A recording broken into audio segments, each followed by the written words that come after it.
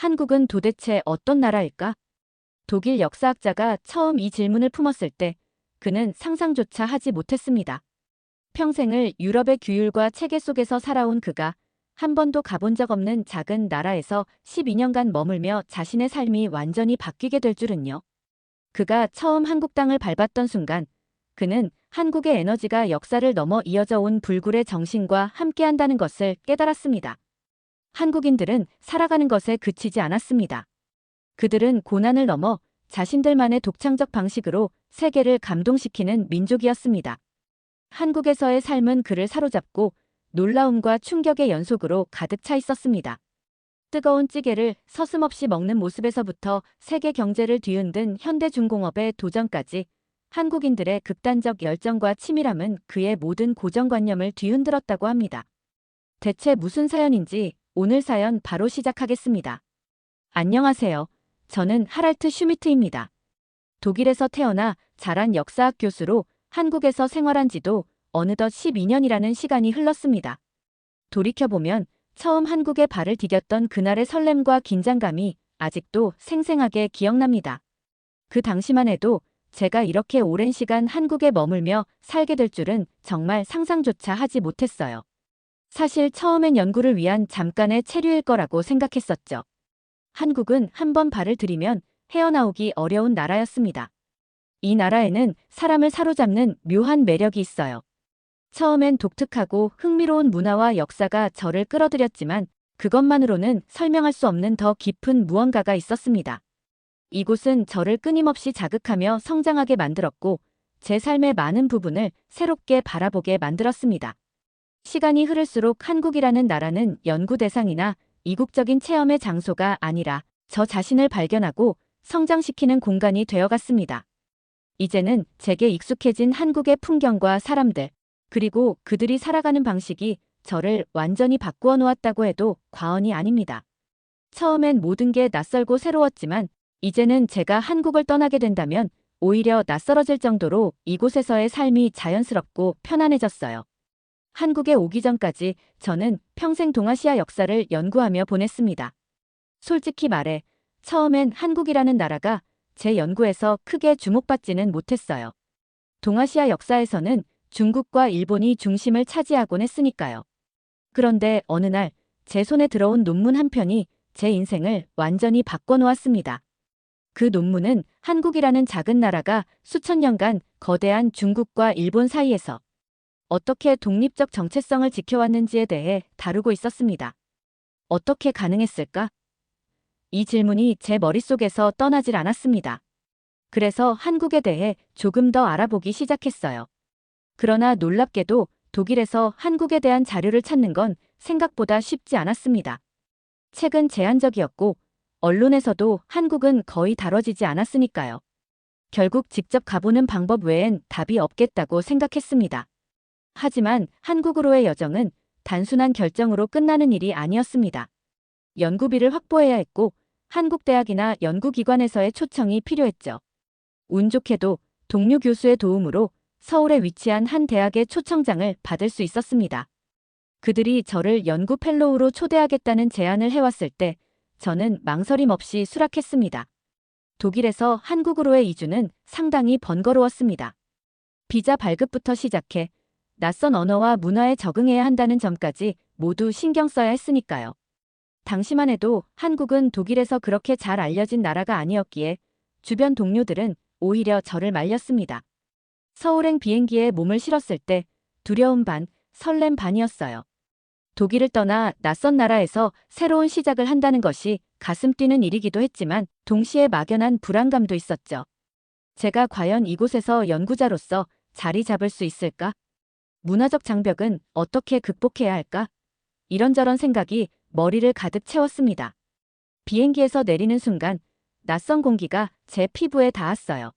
서울 인천공항에서 처음 느낀 건 끊임없이 분주한 사람들의 에너지였습니다.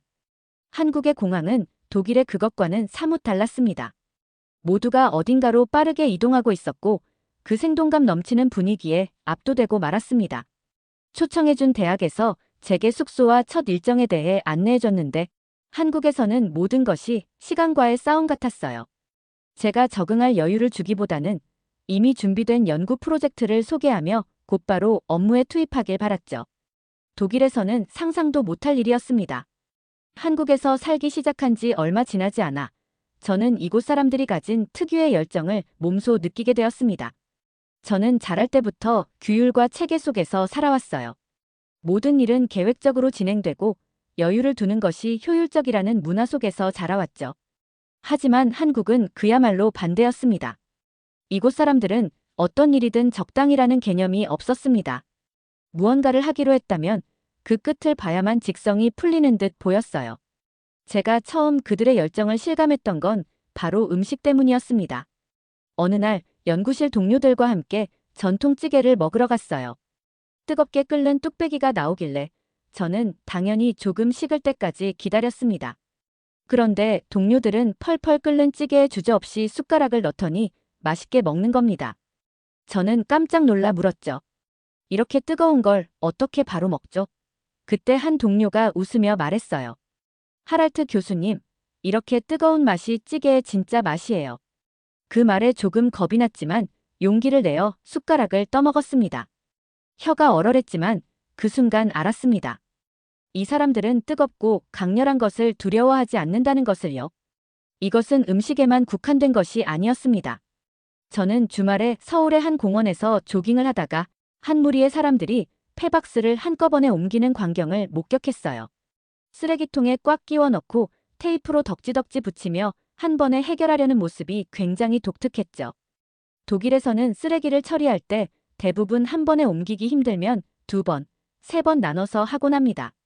하지만 여기서는 그런 게 중요하지 않았어요. 한 번에 끝내겠다는 집념이 느껴졌습니다. 또 하나 놀라운 것은 이 열정이 일상에 그치지 않는다는 점이었습니다. 연구실에서 제가 맡았던 프로젝트 하나가 진행이 늦어질 뻔한 적이 있었는데 한국 동료들은 밤을 새며 일을 끝내려고 했습니다. 저는 깜짝 놀라며 내일까지 해도 괜찮은데 굳이 이렇게 서두를 필요가 있나요? 라고 물었어요. 그랬더니 돌아온 대답이 더 놀라웠습니다. 목표를 정하면 반드시 그날 안에 끝내야 직성이 풀려요. 그들은 효율성보다는 자신들의 끝없는 열정을 증명하기 위해 이 같은 태도를 유지하는 것 같았어요. 이 열정은 열심히 일한다는 차원을 넘어섰습니다. 한국 사람들은 자신들이 좋아하는 것을 사랑에 가깝게 몰입했고 싫어하는 것은 철저히 배제했습니다. 중간 지점이라는 게 거의 없는 것이죠.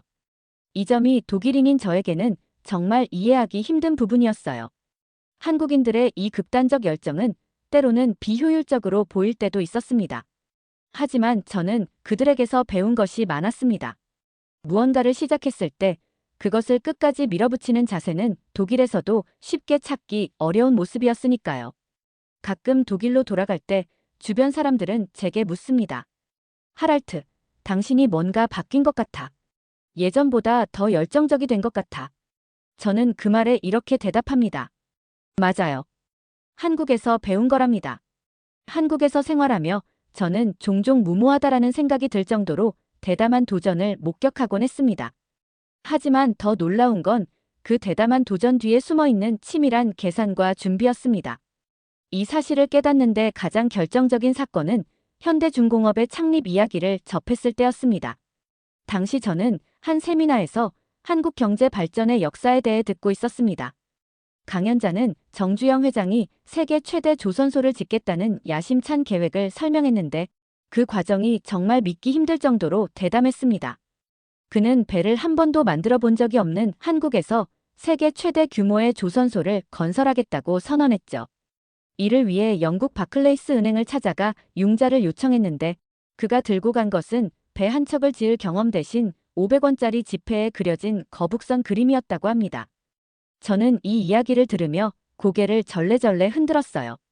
독일에서는 항상 철저한 사전 검토와 계획을 통해 모든 가능성을 확인한 후에야 행동으로 옮기니까요. 그런데 정주영 회장은 그 모든 과정을 뛰어넘어 단순한 아이디어를 실현 가능한 프로젝트로 만들어냈습니다. 결과는 모두가 아는 대로였습니다. 현대중공업은 세계 최대의 조선소가 되었고 한국은 조선 산업의 강자로 자리 잡았습니다. 하지만 이 이야기를 깊이 들여다볼수록 정주영의 도전이 무모한 것이 아니었음을 알게 됐습니다. 그는 영국 전문가들과의 협력과 세계 최초의 육상 건조 기법, 부유식 도크 등 혁신적 기술을 통해 성공을 설계하고 있었던 겁니다. 모든 것이 철저히 준비된 상태에서 이뤄진 도전이었죠.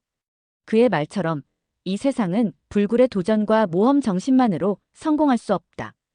그 이면에는 반드시 치밀한 계산이 있어야 한다는 점이 제가 한국인을 이해하는데 중요한 단서가 되었습니다. 제 연구실 동료들도 비슷한 모습을 보여주었어요. 한 번은 우리가 진행하던 프로젝트에서 데이터 분석 결과가 예상과 다르게 나오자 저는 다시 실험을 준비하려고 했습니다. 하지만 동료들은 즉각 새로운 방식의 분석 모델을 제안했고 그 모델이 성공적인 결과를 이끌어냈습니다. 그들은 실패를 두려워하지 않았을 뿐만 아니라 실패를 계산에 넣고 이를 극복할 방법을 이미 준비하고 있었습니다. 저는 이런 자세를 보며 한국이 왜 그렇게 빠른 시간 안에 세계적 강국으로 도약할 수 있었는지 이해할 수 있었습니다. 한국에 살면서 가장 놀라웠던 점 중 하나는 전통과 현대가 이렇게나 완벽하게 공존할 수 있다는 것이었습니다. 독일에서도 전통을 보존하려는 노력이 있지만 현대화 과정에서 많은 전통적 요소가 희미해지곤 합니다. 그러나 한국에서는 전통이 현대 생활 속에서 여전히 살아 숨쉬고 있었습니다. 제가 처음으로 이를 느낀 건 한복을 입어봤을 때였습니다. 어느 날 연구실 동료들이 저를 한복 체험 행사에 초대했어요. 처음엔 조금 머뭇거렸습니다. 사실 전통 의상을 입는 일이란 제게 낯설고 조금은 불편할 것 같았으니까요. 하지만 막상 한복을 입어보니 그 유연함과 편안함에 깜짝 놀랐습니다. 한복을 펼쳐놓고 보니 더욱 흥미로웠습니다. 2차원적으로 단순한 구조로 보이지만 입는 사람의 체형과 움직임에 따라 완전히 다른 모습을 만들어냈습니다. 마치 한 사람이 입을 때마다 새로운 옷처럼 변형되는 것 같았어요. 이것이야말로 한국 문화의 핵심이라고 느꼈습니다. 이 경험 이후로 저는 한국의 다른 전통적 요소들에도 눈을 돌리게 되었습니다. 특히 한국의 건축물은 제게 깊은 인상을 남겼습니다. 서울 도심의 초고층 빌딩 사이사이에 자리 잡은 전통 한옥마을을 보았을 때 그 대비가 너무나 인상적이었어요. 한옥은 현대적 삶에서도 충분히 활용 가능한 공간처럼 느껴졌습니다. 창문을 열면 자연과 연결되고 마루에 앉으면 바람을 느낄 수 있는 구조는 한국인의 삶의 방식과 깊이 연결되어 있었어요. 한옥에서 느껴지는 그 자연스러움은 주거 공간의 개념을 넘어서 사람과 환경이 하나로 이어져 있다는 철학을 반영한 것 같았습니다. 또 음식에서도 한국의 포괄성과 유연성을 엿볼 수 있었습니다.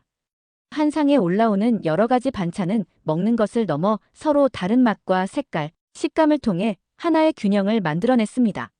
처음엔 너무 많은 반찬에 놀랐지만 각 반찬의 조화로운 배치가 한 끼 식사를 풍부하게 만들어주는 것을 보고 감탄하지 않을 수 없었어요.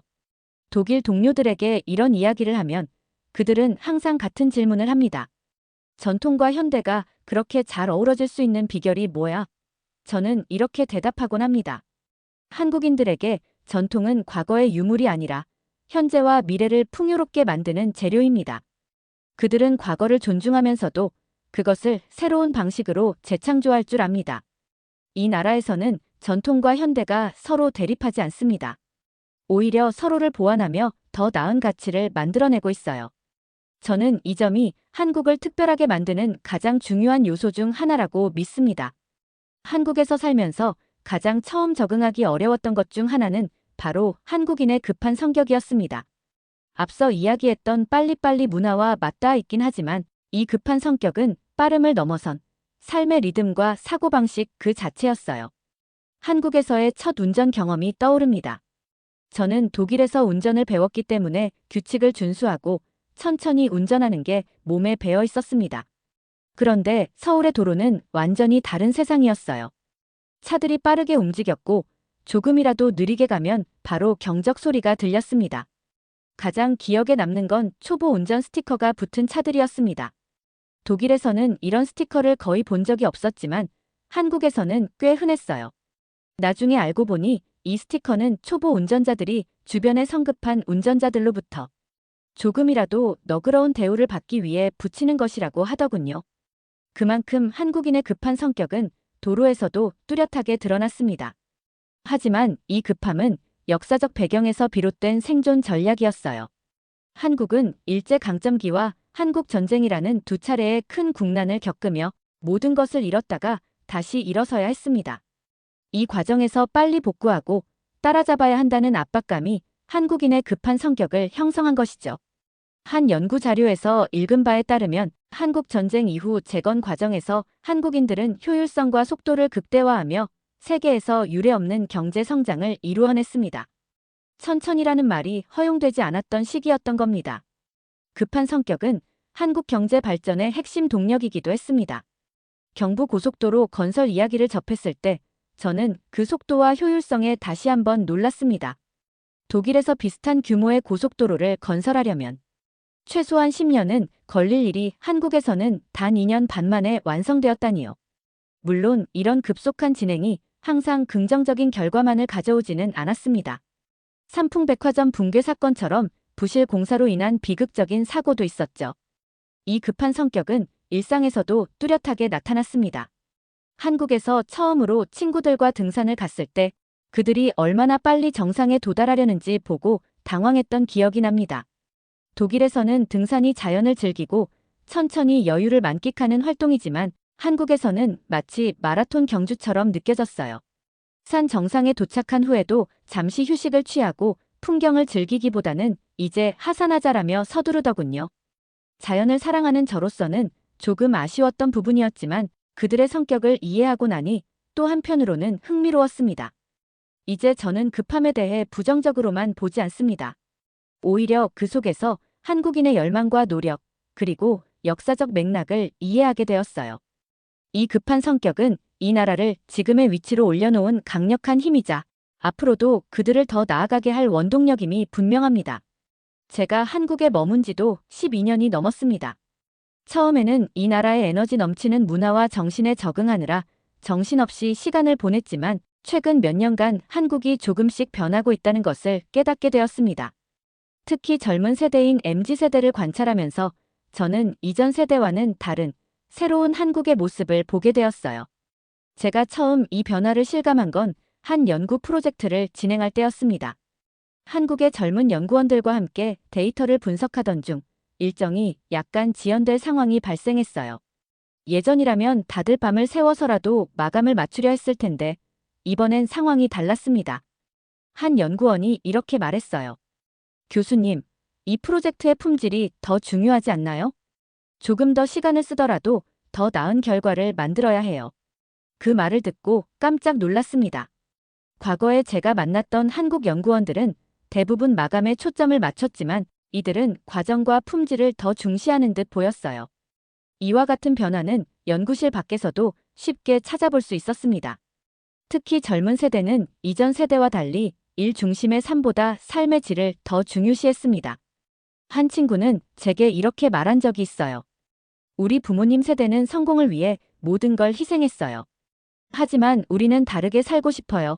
여유를 갖고 나 자신을 위한 시간을 보내고 싶어요. 이런 말은 제가 예전에 경험했던 한국인의 모습과는 확실히 다른 모습이었어요. 젊은 세대가 보여준 가장 큰 변화 중 하나는 슬로우 라이프 문화였습니다. 특히 최근 몇 년간 한국에서는 느리게 살기, 자신을 돌보는 시간이 중요하다는 인식이 커지고 있습니다. 카페 문화는 그 좋은 예였어요. 제가 처음 한국에 왔을 때만 해도 카페는 사람들이 업무를 하거나 빠르게 음료를 즐기고 떠나는 장소였지만 요즘은 다릅니다. 서울 곳곳의 카페는 하나같이 여유로운 분위기를 강조하며 손님들이 앉아 천천히 시간을 보낼 수 있도록 설계되어 있었어요. 또 하나 흥미로웠던 변화는 여행 문화였습니다. 예전에는 해외여행이나 유명 관광지를 빠르게 둘러보는 것이 일반적이었지만 요즘 젊은 세대는 소위 소도시 여행이나 숨은 명소 찾기를 더 선호하더군요. 그들은 사진을 찍고 SNS에 공유하는 데서 만족하지 않고 조용히 자연을 즐기거나 스스로를 돌아볼 수 있는 시간을 소중히 여겼습니다. 독일에서 익숙했던 여행 방식과 유사하다고 느꼈어요. 한 젊은 친구와 대화를 나누며 물었습니다. 왜 이렇게 여유로운 여행을 선호하나요? 그는 웃으며 대답했습니다. 삶이 너무 바쁜데 여행마저 바쁘게 보내고 싶지 않거든요. 이 젊은 세대의 변화는 한국 사회의 구조적인 변화와도 밀접하게 연결되어 있다고 생각합니다. 이제 한국은 더 이상 성장만을 목표로 하지 않습니다.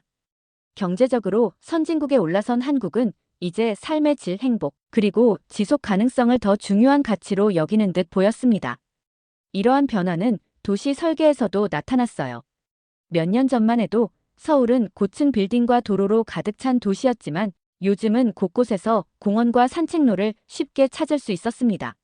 물론 이런 변화가 모든 세대에 똑같이 적용되는 것은 아니었습니다.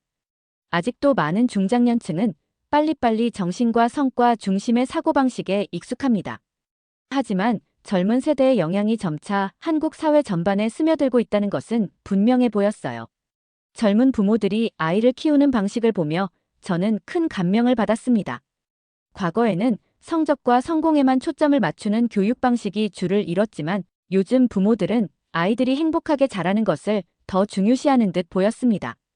시간이 흐르면서 한국의 가장 강력한 잠재력은 그들의 문화적 힘에 있다는 것을 깨닫게 되었습니다. 이는 한류 콘텐츠를 넘어 한국이 세계에 전할 수 있는 독창적인 가치와 연결되어 있었습니다. 제가 한국의 문화 강국 가능성을 처음 체감했던 순간은 전통과 현대가 절묘하게 융합된 예술 작품들을 마주했을 때였습니다. 한 번은 대학 연구실 동료들과 함께 전통 도자기 전시회를 관람했어요. 그곳에서는 전통적인 도자기 기법과 현대적인 미적 감각이 어우러진 작품들을 볼 수 있었습니다. 작품 하나하나에 담긴 이야기는 과거와 현재를 잇는 다리처럼 느껴졌습니다. 또 다른 경험은 한류 콘텐츠를 통해서였습니다. 독일에 있는 제 가족이 한국 드라마에 빠져들었다는 사실을 알게 되었을 때 저는 놀랐습니다. 그들은 한 번도 한국에 대해 깊이 알지 못했던 사람들이었지만 드라마를 통해 한국의 문화와 감정을 이해하기 시작했습니다. 심지어 독일의 한 서점에서 한국 요리책을 발견한 것도 저를 놀라게 했죠. 한국이 문화 강국으로 나아갈 수 있는 이유는 그들이 독창적인 콘텐츠를 만들기 때문이 아닙니다. 그것은 바로 사람들의 감정을 움직이는 능력에 있습니다. 한국 콘텐츠는 현실적이면서도 감정적으로 깊이 공감할 수 있는 요소를 담고 있어 다른 나라 사람들까지 끌어들이는 힘을 가지고 있었습니다. 제가 한국에서 만난 많은 사람들은 자신의 성공이나 행복을 넘어 다른 사람들과의 관계에서 가치를 찾으려 했습니다. 한 친구는 이런 말을 했습니다.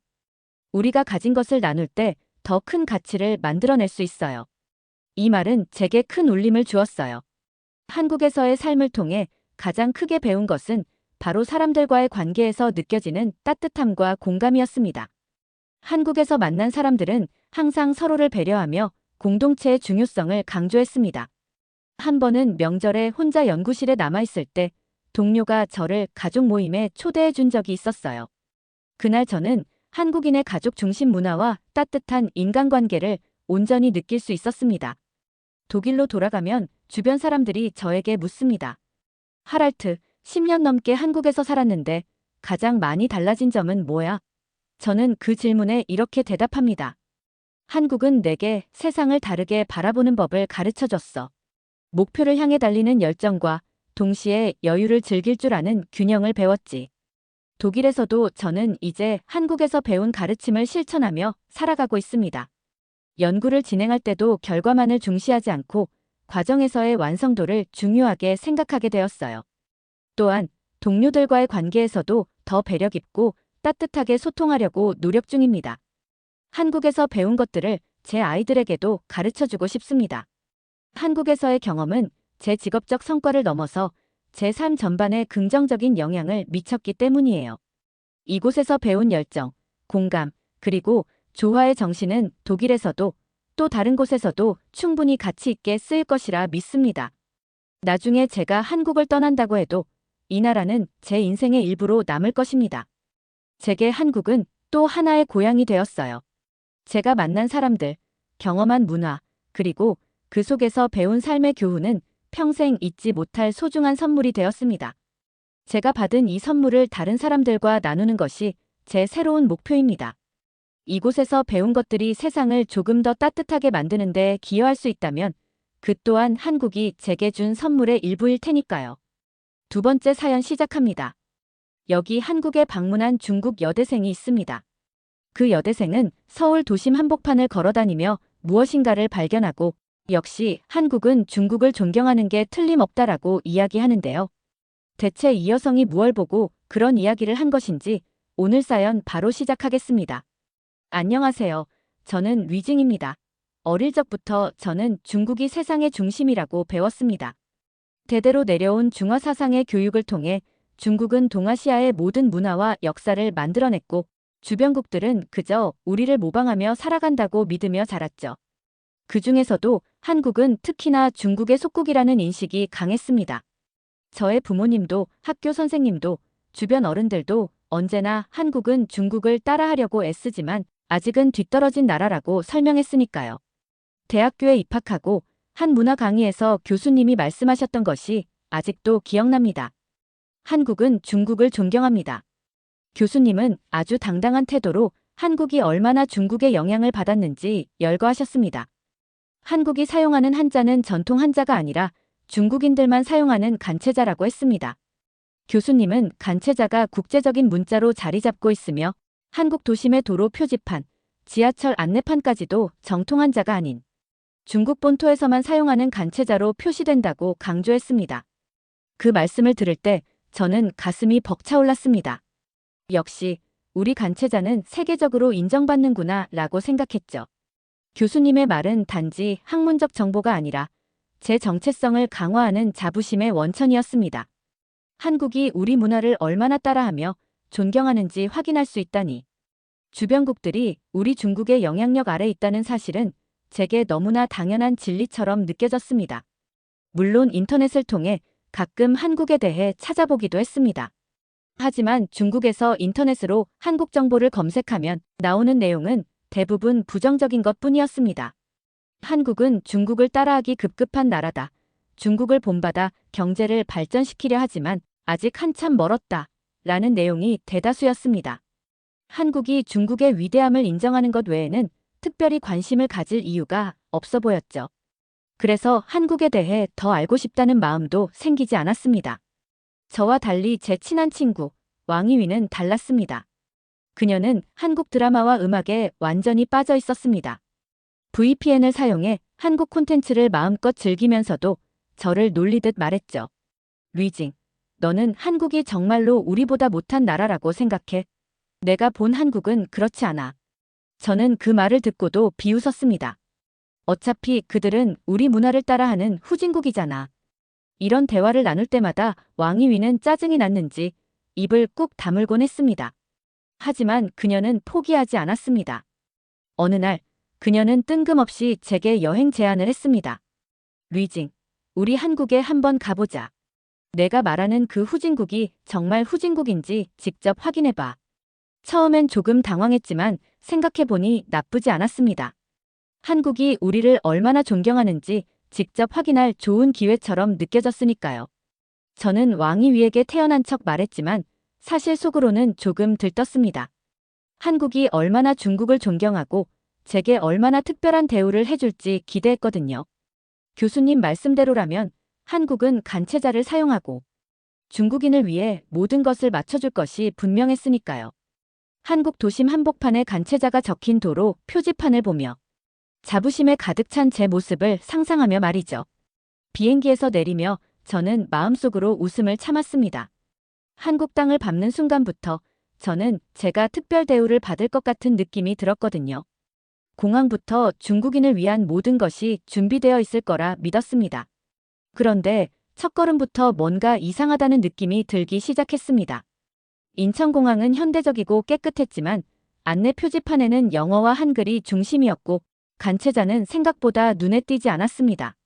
몇몇 안내문에 간체자가 있긴 했지만 그마저도 부가적으로 적힌 정도였습니다. 지나가는 한국인에게 중국어로 길을 물어보니 영어로 답하려는 모습에 순간 당황했습니다. 왜 중국어로 대답하지 않지? 저는 괜히 불쾌한 기분이 들었습니다. 그럼에도 저는 곧바로 기대를 다시 다잡았습니다. 공항은 국제적인 곳이니 그런가 보다 하고 넘기기로 했습니다. 공항에서 나와 서울로 향하는 버스를 타고 가며 창밖을 바라보니 점점 기대감이 부풀어 올랐습니다. 서울은 도시가 발전되어 보였습니다. 고층 빌딩, 정돈된 거리, 빠르게 움직이는 사람들. 그런데도 마음 한편으로는 한국은 중국을 본받은 덕분에 이렇게 발전했겠지라는 생각을 떨칠 수 없었습니다. 드디어 서울 도심에 도착했습니다. 대중교통을 이용하기 위해 지하철역으로 들어갔는데 바로 그 순간 저는 제가 믿어왔던 이야기가 틀리지 않았음을 확인한 것 같았습니다. 지하철 안내판에서 간체자를 발견했거든요. 역시 우리 교수님 말이 맞았어. 한국은 우리를 존경하는 게 틀림없어. 왕이위도 옆에서 웃으며 말했습니다. 진짜 정통한 자가 아니라 중국 본토에서만 쓰는 간체자가 표지판에 있네. 저는 친구의 말을 듣고 고개를 끄덕이며 기분이 좋아졌습니다. 하지만 시간이 지나면서 제가 느낀 이상한 점들은 점점 쌓여갔습니다. 서울거리에서 중국어를 알아듣는 한국인을 찾아보기 힘들었습니다. 처음에는 거리에서 만나는 사람들에게 중국어로 길을 물었지만 대부분 미안하다는 듯 웃으며 지나치거나 영어로 대답하려 했습니다. 저는 속으로 생각했습니다. 한국인은 간체자를 사용한다고 배웠는데 왜 이렇게 중국어를 모르는 거지? 일부러 모르는 척 하는 건가? 왕이위는 그런 저를 보고 피식 웃었습니다. 류징, 사람들이 중국어를 모를 수도 있잖아. 한국은 중국이 아니야. 그녀의 말이 신경 쓰였지만 저는 고개를 젓고 말았습니다. 아니야. 한국은 우리 문화를 따르잖아. 그런데 중국어를 모를 리가 있어. 저 스스로도 점점 혼란스러워지기 시작했습니다. 게다가 한국에 와보니 한국인들이 중국을 그렇게 존경하는 것 같지는 않아 보였습니다. 길거리의 사람들은 제가 중국인이라는 것을 알면서도 전혀 특별하게 대우하지 않았습니다. 어쩌면 그들은 제가 중국인인지 신경조차 쓰지 않는 것처럼 보였습니다. 왜 우리를 이렇게 무시하는 거야? 저는 내심 화가 났습니다. 그날 밤 숙소로 돌아온 뒤에도 머릿속은 혼란스러웠습니다. 한국은 우리를 존경한다는 말이 정말 사실일까? 내가 생각한 한국의 모습과 실제 한국의 모습이 다르다면 그동안 내가 믿고 있던 다른 것들은 어떻게 되는 걸까? 그런 생각이 꼬리에 꼬리를 물며 이어졌습니다. 하지만 아직은 제 자부심이 완전히 무너지지는 않았습니다. 내일은 다를 거야. 더 많은 곳을 다녀보면 한국이 정말 우리를 존경한다는 걸 확인할 수 있겠지. 그렇게 스스로를 다독이며 잠에 들었습니다. 다음 날 아침, 왕이위와 함께 본격적인 서울 여행이 시작되었습니다. 어제는 다소 혼란스러웠지만 도심 곳곳에서 간체자를 보면 다시 자신감을 되찾을 수 있을 것 같았습니다. 첫 번째 목적지는 광화문이었습니다. 지하철을 타고 가는 길, 저는 또 한 번 놀랐습니다. 어제와 달리 사람이 많았는데도 지하철 내부는 깔끔했고 사람들은 휴대폰을 보거나 조용히 앉아 있었습니다. 왜 이렇게 조용하지? 중국의 지하철처럼 소란스럽거나 붐비는 분위기가 아니네. 서울 중심 도로 표지판에서 간체자를 발견한 순간 저는 다시 자신감을 얻었습니다. 봐, 왕이위 한국은 역시 우리를 존경하잖아.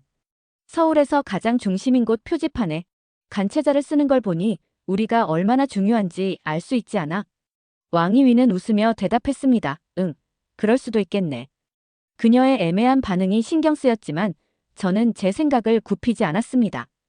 우리는 광화문 근처를 걸으며 간체자를 비롯한 중국어 안내문들을 찾으려 애썼습니다. 그런데 예상과 달리 모든 표지판에 간체자가 적혀 있지는 않았습니다. 어떤 곳은 영어와 한글만 적혀 있기도 했죠. 광화문 광장을 걸으며 가장 놀랐던 것은 한국 사람들의 태도였습니다. 사람들은 조용히 줄을 서거나 다른 사람들에게 배려를 하는 모습이 눈에 띄었습니다. 중국에서 흔히 볼 수 있는 큰 소리와 혼잡함 대신 질서 있는 분위기가 저를 압도했습니다. 길거리에서 만난 한국인들에게 중국어로 길을 물어봤지만 대부분은 당황한 표정을 지으며 우리를 무시하고 지나갔습니다. 왜 이렇게 중국어를 못하지? 저는 의문이 들었습니다. 왕이위는 그런 저를 보고 말했습니다. 류징, 한국 사람들은 기본적으로 자기네 말을 중심으로 쓰잖아. 우리가 한국어를 모르는 것처럼 그들도 중국어를 모를 수 있어. 저는 그녀의 말이 맞는 것 같으면서도 어딘가 모르게 속상했습니다. 광화문 앞에서 우리는 가이드 투어에 참여했습니다. 가이드는 광화문의 역사와 한국의 전통 문화를 설명하며 한국이 자신들만의 독특한 역사를 가지고 있다는 점을 강조했습니다. 저는 그 설명을 들으며 묘한 기분이 들었습니다. 광화문에서 다시 버스를 타고 명동으로 향했습니다. 명동은 활기로 가득 찬 거리였고 수많은 상점들이 중국어로 된 광고와 안내문을 내걸고 있었습니다. 여기서만큼은 제가 배웠던 한국의 모습이 떠올랐습니다. 이곳은 정말 우리를 위한 장소네. 우리가 얼마나 중요한 고객인지 보여주는 곳이야. 그러나 명동을 벗어난 순간 다시 모든 것이 달라졌습니다. 거리에는 다시 한글과 영어가 중심이었고 중국어는 흔적조차 찾기 어려웠습니다. 한국은 도대체 어떤 나라지? 우리가 배운 것처럼 우리를 따라하면서도 왜 이렇게 다를까? 혼란스러운 마음을 안고 숙소로 돌아왔습니다. 그날 밤 저는 왕이위에게 말했습니다. 한국은 우리가 배운 것처럼 중국을 따라하는 나라가 아닌 것 같은데 그런데 왜 이렇게 발전된 거지? 우리가 가르쳐준 게 아니었다면 어떻게 이렇게 성장한 거야? 왕이위는 제 말에 미소를 지으며 대답했습니다. 류징, 그동안 우리가 믿어온 것들이 진짜인지 내가 직접 확인해야 해. 저는 왕이위의 말을 듣고 침대에 누워 한참을 생각하느라 제대로 잠을 잘 수도 없었습니다. 다음 날 아침, 저는 왕이위와 함께 서울의 다른 모습을 보기로 했습니다. 명동과 광화문처럼 관광지로 알려진 곳이 아니라 더 일상적인 한국을 경험할 수 있는 곳으로 가보자는 왕이위의 제안이 흥미로웠습니다. 전날의 경험이 제게 혼란을 안겨줬지만 여전히 마음 한구석에서는 한국이 우리가 배운 것처럼 중국의 영향을 강하게 받은 나라라는 믿음이 남아 있었습니다. 우리는 지하철을 타고 서울 외곽의 작은 동네로 향했습니다. 상업적인 거리와 관광지의 화려함을 벗어난 곳에는 한국 사람들의 진짜 일상이 보였습니다. 골목길을 걷다 보니 한식당과 작은 가게들이 늘어서 있었고 그 풍경은 우리가 흔히 접했던 중국의 대도시와도 사뭇 다른 느낌이었습니다. 식사를 하기 위해 동네의 작은 국밥집에 들어갔습니다. 가게 내부는 소박했지만 정갈했고 점심시간이 가까워지자 손님들이 하나둘 들어오기 시작했습니다. 그들의 대화는 소리치거나 혼잡하지 않았고 식사를 하면서도 서로를 존중하는 태도가 묘하게 안정감을 주었습니다. 식사를 마치고 거리를 걸으며 저는 한국의 보행자와 운전자들이 보이는 행동에 또 한 번 놀랐습니다. 횡단보도 앞에서 신호를 기다리는 사람들, 차가 멈추길 기다렸다가 질서 있게 걷는 모습이 인상적이었죠. 한국 사람들은 참 이상하다 저는 왕이위에게 말했습니다. 왜 이렇게 정돈되어 있을까? 마치 규칙이 몸에 배어 있는 것 같아. 왕이위는 웃으며 대답했습니다. 사실 나도 너무 신기해. 한국에서는 규칙을 지키는 게 당연하다고 생각하나 봐. 사람들도 서로 배려하려고 노력하는 것 같아. 이 대화를 나누는 동안에도 길거리의 가게나 카페 안에서는 소란스러운 소리가 거의 들리지 않았습니다. 모두가 다른 사람들의 공간을 침범하지 않으려는 듯 조용히 움직이고 있었습니다. 한 편의점에 들어가 물건을 사면서 저는 또 한 번 놀랐습니다. 계산대 앞에서 줄을 서 있는 사람들 중 누구도 새치기를 하지 않았습니다. 중국에서는 사람들이 이렇게 조용히 줄을 서지 않잖아. 특히 바쁠 때는 더더욱. 저는 스스로 비교하고 있는 자신을 의식하며 마음이 복잡해졌습니다. 오후에는 왕이위와 함께 서울의 한 공원을 걸었습니다. 도심 한가운데 있지만 조용하고 정돈된 분위기가 무척 인상적이었습니다. 산책을 나온 사람들, 강아지와 함께 걷는 가족들, 벤치에 앉아 책을 읽는 이들의 모습은 자유롭고도 여유로워 보였습니다. 공원을 걸으며 왕이위는 갑자기 말을 꺼냈습니다. 류징, 여기 한국 사람들은 우리가 생각했던 것과 달라. 우리가 항상 중국이 세상에서 최고다라고 배우면서 자랐잖아. 그런데 여기 와보니까 한국 사람들은 그런 걸 신경 쓰지 않는 것 같아. 그냥 자기네 방식으로 살고 있는 것처럼 보여. 저는 한동안 말없이 걷다가 대답했습니다. 그럴 수도 있겠네. 그런데 뭔가 이상하지 않아? 중국을 모방해서 발전했다면 우리의 문화와 비슷해야 하잖아. 어떻게 이렇게 다를 수 있지? 스스로도 확신이 없는 질문이었지만 저는 마지막까지 끈을 놓을 수 없었습니다. 그날 밤 숙소로 돌아와 왕이위는 제게 한국 인터넷에 대해 이야기하기 시작했습니다. 중국에서는 당연히 접속할 수 없었던 여러 웹사이트들을 이곳에서는 자유롭게 이용할 수 있다는 사실이 제게는 충격이었습니다. 왕이위는 한국 사람들이 SNS에서 자유롭게 자신의 의견을 나누는 모습을 보여주며 말했습니다. 류징, 여기 사람들은 표현의 자유가 있어. 인터넷에서 하고 싶은 말을 다 할 수 있대. 저는 왕이위의 말을 믿기 어려웠습니다. 그럼 정부에서 이런 걸 검열하지 않아? 이상한 말이 퍼지면 어떻게 막는 거야? 그녀는 고개를 저으며 웃었습니다. 여긴 그런 걸 신경 쓰지 않는 것 같아. 사람들 스스로 규제하거나 토론을 통해 해결하는 분위기 같아. 왕이위는 자유롭게 검색하고 사람들의 다양한 의견이 담긴 게시글들을 제게 보여줬습니다. 저는 놀라움을 감출 수 없었습니다. 한국에서는 인터넷에서 어떤 주제든 자유롭게 토론이 가능했고 사람들은 이를 통해 사회를 개선하려는 노력을 기울이고 있었습니다. 한국에서의 하루하루는 저에게 새로운 질문을 던졌습니다. 우리가 배워온 것들이 과연 얼마나 진실에 가까운 것인지, 그리고 중국이 항상 옳다고 배웠던 것이 정말 옳은 것인지에 대한 의문이 점점 커졌습니다. 하지만 동시에 두려움도 있었습니다. 내가 믿어온 세계가 틀렸다면 나는 누구지? 내가 자부심으로 여겨왔던 건 결국 환상이었던 걸까? 이 모든 생각이 머리를 가득 채운 상태로 잠자리에 들며 저는 결심했습니다. 더 많은 걸 보고 확인해야겠어. 그렇지 않으면 내가 알고 있는 이 세상이 진짜인지 알 수 없어. 저는 왕이위와 함께 서울의 다양한 지역을 걸으며 한국 사람들의 생활 방식을 관찰하고 있었습니다. 그들의 질서정연한 태도, 거리의 깨끗함, 그리고 어디를 가든 보이는 여유로운 분위기는 제가 중국에서 배우고 상상했던 한국의 모습과는 완전히 달랐습니다. 왕이위와 저는 서울 남대문 시장으로 향했습니다. 전통시장이라는 설명에 저는 익숙한 중국 시장의 활기를 기대하며 들떴습니다. 그러나 시장은 제 상상을 비웃기라도 하듯 질서와 정리가 돋보이는 모습이었습니다. 시장을 걷던 중 우리는 우연히 중국인 2명과 이야기를 나누게 되었습니다. 그들은 한국에서 살고 있다며 서울 외곽과 부산까지 여행도 다녀왔다는 이야기를 들려줬습니다. 한국에 대해 어떻게 생각하세요? 저는 그들에게 물었습니다. 여기서 살면 사람들이 우리 중국을 얼마나 존경하는지 느껴지나요? 그들은 서로를 쳐다보며 웃더니 한 명이 대답했습니다. 사실 처음에는 우리도 한국인들이 우리를 존경할 거라 생각했어요. 그저 중국인이라는 이유만으로요.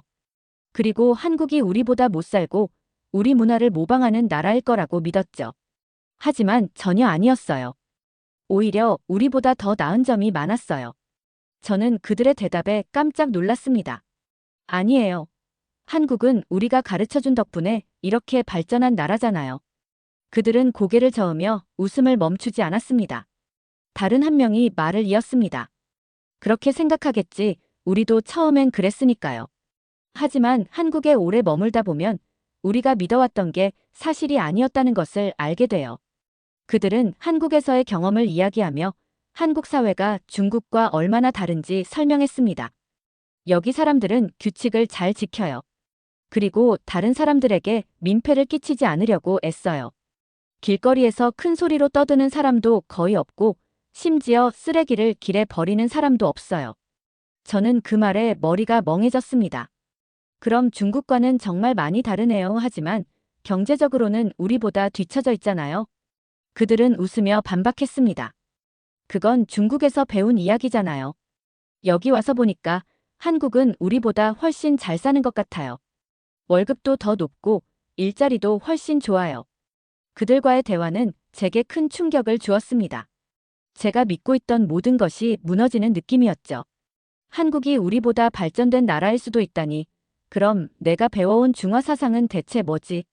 숙소로 돌아가는 길, 저는 왕이위에게 물었습니다. 너도 그렇게 생각해? 한국이 정말 우리보다 더 발전됐다고? 왕이위는 잠시 망설이더니 고개를 끄덕였습니다. 사실 나도 여기 와서 많이 느꼈어. 최소한 우리가 다녔던 곳들은 중국보다 발전되어 있는 건 확실해. 그날 밤 왕이위는 제게 스마트폰을 건네며 한국에 대한 다양한 기사를 보여줬습니다. 류징, 내가 직접 확인해봐. 우리가 배운 것과 얼마나 다른지. 저는 처음으로 한국의 직장 문화, 생활 환경, 급여 수준 등에 대해 자세히 읽어봤습니다. 기사 속 한국은 제가 믿었던 한국과는 완전히 다른 나라였습니다. 한 기사에서는 한국의 근로 환경과 경제적 성장에 대해 이야기하며 외국인 노동자조차 한국에서 높은 급여와 좋은 환경을 누리고 있다는 점이 강조되고 있었습니다. 제가 중국에서 보던 정보들과는 완전히 다른 내용이었습니다. 그날 밤 한국에서의 며칠간의 경험과 새로운 정보들이 제 머릿속을 끊임없이 맴돌았습니다. 다음 날 왕이위와 저는 조용한 곳에서 여유를 즐기기로 했습니다. 북촌 한옥마을로 향하는 길, 골목 사이로 보이는 전통 한옥과 현대식 건물들이 조화를 이루고 있었습니다. 그 모습은 마치 과거와 현재가 공존하는 듯한 느낌을 주었습니다. 북촌을 걸으며 저는 중국에서 보던 풍경과 자연스럽게 비교하게 되었습니다. 한국의 전통적인 건축 양식은 분명 중국의 영향을 받은 흔적도 있었지만 동시에 그들만의 독창성이 강하게 느껴졌습니다. 모든 것이 크고 화려함을 추구하는 중국의 건축과는 달리 한국의 전통 가옥은 소박하면서도 실용적이었습니다. 골목을 걷는 동안 우리는 한복을 입고 사진을 찍는 외국인 관광객들을 만났습니다. 그들의 표정은 즐거움으로 가득했고 한복을 통해 한국 문화를 경험하려는 모습이 눈에 띄었습니다. 한복이 단순히 전통 의상으로 남아있는 것이 아니라 사람들이 일상적으로 체험하며 문화를 즐기는 도구로 변모했다는 점이 흥미로웠습니다. 북촌에서 내려와 삼청동으로 향하며 길거리 카페에 앉아 차를 마셨습니다. 도로를 따라 늘어선 가게들과 카페들은 하나같이 깔끔하고 세련됐으며 길거리는 정돈된 느낌이 강했습니다. 한국에서 보낸 며칠 동안 저는 자연스럽게 중국과의 차이를 관찰하게 되었습니다. 중국의 대도시는 규모 면에서 압도적이지만 때로는 너무 크고 복잡하며 질서가 부족한 느낌을 받습니다. 반면 한국은 작은 것 하나까지도 정교하게 정리된 모습이었습니다. 한국에서의 마지막 날, 저는 혼란과 기대감이 뒤섞인 감정 속에서 하루를 시작했습니다. 이곳에서의 경험은 제게 새로운 세계를 열어주었지만 동시에 제가 믿어왔던 모든 것을 흔드는 시간이기도 했습니다. 처음 한국에 올 때만 해도 이 나라가 중국의 그림자 속에서 움직이는 곳이라고 생각했지만 지금의 저는 그것이 얼마나 틀린 생각이었는지 깨닫고 있었습니다. 왕이위와 저는 마지막으로 서울의 한강공원을 찾았습니다. 공원은 아침부터 운동하는 사람들로 활기가 넘쳤고 강변을 따라 자전거를 타는 이들, 돗자리에 앉아 이야기를 나누는 가족들이 보였습니다. 한국에서의 이런 모습은 제가 상상조차 하지 못했던 평온함과 질서 그 자체였습니다. 강변에 앉아 조용히 흐르는 물결을 바라보며 저는 한국에서의 며칠을 되돌아보았습니다. 처음 공항에 도착했을 때의 흥분, 도심에서 보았던 화려함과 질서, 그리고 사람들이 보여준 친절함과 배려. 모든 것이 한국을 중국이 만들어준 나라라는 이야기를 부정하고 있었습니다. 저는 한국 사람들의 일상적인 태도에서 스스로를 존중하는 마음을 느꼈습니다. 길거리에서 서로의 공간을 침범하지 않으려는 노력, 대중교통에서 지켜지는 침묵, 그리고 거리 곳곳의 깔끔함까지. 이런 모습들은 단순히 규칙에 의해 만들어진 것이 아니라 사람들 스스로가 만들어낸 문화라는 생각이 들었습니다. 그동안 중국에서는 큰 목소리가 권력을 상징한다고 배웠습니다. 그러나 한국에서는 그와 반대로 조용하고 배려심 있는 태도가 오히려 강함을 의미하는 것처럼 보였습니다. 한국의 발전도 마찬가지였습니다. 도로에 늘어선 자동차, 거대한 빌딩들, 현대적인 도시 풍경. 모든 것이 스스로의 방식으로 발전해온 흔적이었습니다. 더 이상 한국이 중국의 도움으로 성장했다는 말을 믿을 수 없었습니다. 공원을 떠나 남산타워로 향하는 길, 서울의 전경을 내려다보며 저는 처음으로 한국이라는 나라가 가진 고유의 힘을 실감했습니다. 이 나라가 이렇게 발전하고 독립적인 길을 걸어왔다는 사실은 제게 묘한 충격과 감동을 동시에 주었습니다. 이 모든 것이 중국의 영향력으로 가능했다면 왜 우리는 이런 모습을 가질 수 없는 걸까? 저는 스스로에게 질문했습니다. 숙소로 돌아오는 길, 저는 처음으로 한국에서 살아보고 싶다는 생각을 했습니다. 이 나라에서 일하고 살아본다면 내가 얼마나 많은 것을 배울 수 있을까? 왕이위에게 이 이야기를 꺼내자 그녀는 놀란 듯한 표정을 지었습니다. 진심이야? 너가 그렇게까지 생각할 줄 몰랐어. 하지만 저는 진지했습니다. 응, 한국에서 본 모든 것이 너무 인상 깊었어. 여기가 내가 생각했던 곳과 다르다는 걸 깨닫고 나니 더 많이 알고 싶어졌어. 저는 중국으로 돌아갈 준비를 하며 한국에서 보낸 며칠 동안의 경험을 정리했습니다. 내가 믿어왔던 모든 것이 진실이 아니었다면 앞으로는 내가 직접 보고 판단해야겠지. 대학을 졸업하면 한국에서 취업하고 이곳에서 더 많은 것을 배우고 싶어졌습니다. 한국이 보여준 질서, 배려, 자유로운 표현의 문화는 제가 살아온 세계와는 전혀 다른 것이었고 그것을 더 깊이 경험해보고 싶었습니다. 한국은 단순히 하나의 나라를 넘어 제게 더 넓은 세상을 보여주는 문이었습니다. 이곳에서의 경험은 제게 새로운 꿈을 심어줬고 제가 앞으로 나아가야 할 방향을 가르쳐 주었습니다. 이제 저는 더 이상 좁은 틀 안에서 세상을 보지 않을 겁니다. 한국은 제가 믿었던 세계를 뒤흔들었고 동시에 제가 더 넓은 시야로 세상을 바라볼 수 있도록 도와줬습니다. 저는 앞으로 더 많은 것을 보고 배우며 스스로의 틀을 벗어나고 싶습니다. 그리고 한국에 다시 와서 꼭 살아보고 싶습니다. 오늘 사연이 재미있으셨다면 구독과 좋아요, 알림 설정까지 부탁드립니다. 더 재미있는 사연으로 돌아오겠습니다. 이상 감동탐험이었습니다.